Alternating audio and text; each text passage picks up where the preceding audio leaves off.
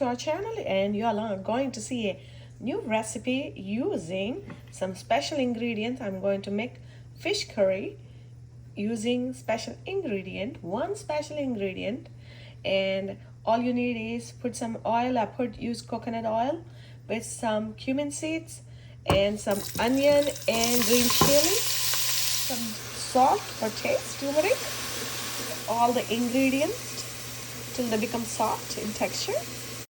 Add some ginger garlic paste and cook for a few minutes, about 2 minutes. Some chili powder. All the ingredients. Already marinated salmon fish with some turmeric, little bit chili powder and salt. I kept in marinated for an hour.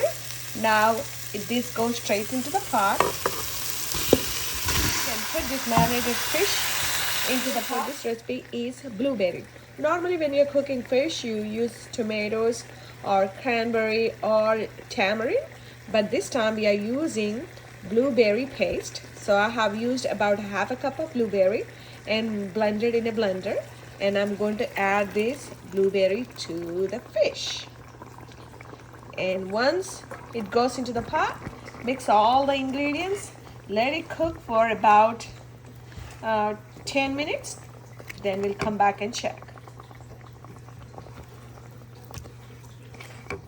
Let's check. Our fish is getting cooked. It's almost 10 minutes. Now you can see I'm going to add this coconut paste into this. Coconut paste has cardamom, cloves and cinnamon and a little bit of coconut blended together to a fine paste. We're going to add this to the pot.